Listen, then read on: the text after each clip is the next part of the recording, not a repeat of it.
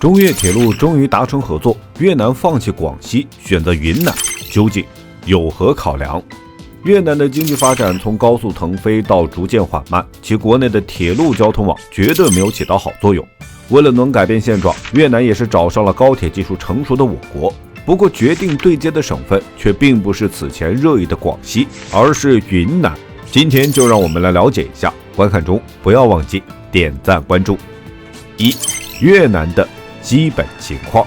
越南处于中南半岛的东南部，三面环海，其东面是我国的南海海域，国土狭长，基本呈现 S 型。越南的北面与我国的云贵两省接壤，西部面向柬埔寨和老挝，其面积约33万平方公里。截止2023年，当地人口约 1.003 亿，京族是主要民族，占全国总人口的 86.2%。越南境内 75% 的山地和高原，中部长山山脉贯穿南北，整体地势西北高东南低，平原区分布在红河三角洲和湄公河三角洲。这里是越南主要的农业区。另外，越南拥有3260公里的海岸线，多天然良港，便于发展海运。该国是一个传统的农业国家，盛产大米、咖啡、热带水果、橡胶等农产品，而且越南沿海渔业资源丰富，每年有数十万吨的海渔产品。2023年，越南水产总产量达926.9万吨，水产品出口额达约92亿元。目前越南已发现的矿产超过120种，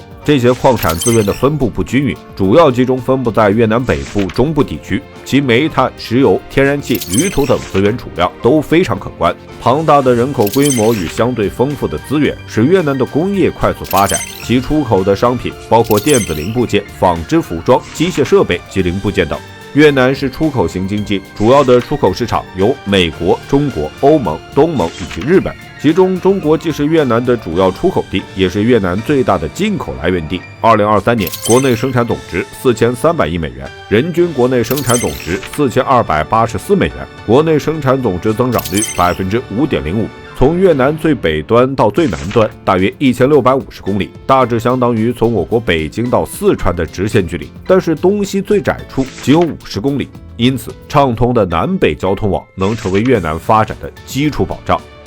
2. 越南为什么加强中越铁路合作？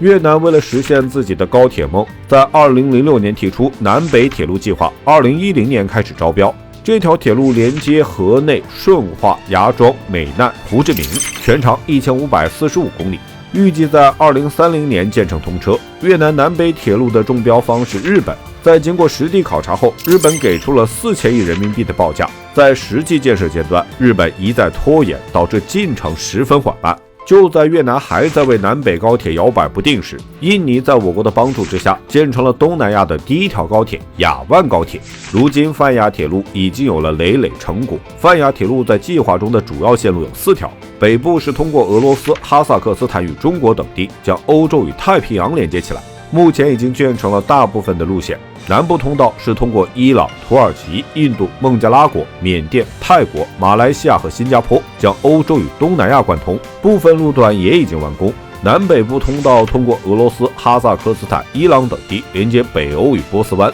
这条通道同样也是已经建成了不少路段。如今东盟通道是最引人瞩目的，更是由我国云南省的昆明市将东南亚多个国家连通，其中西线的中缅铁路正在逐渐打通，中线的中老铁路全长 1.35千米，在2021年的12月份就已经通车。2017年中泰铁路也已经开始动工了，目前正在积极推进，现在也就只有东线的中越铁路没有进展。这些铁路的修建极大地改善了老挝、缅甸与泰国等国家的经济状况。越南的犹豫将其与各国的贸易逐渐陷入到被动的状态，所以为了自己不掉队，越南加快了推进与我国的铁路联通，先将越南北部的铁路网铺设完成。这条高铁的建设能帮助越南进一步推进交通网的现代化，加强中越互联互通，促进其经济发展。中越两国的贸易额在今年的前10个月就已经达到了1674.6亿美元，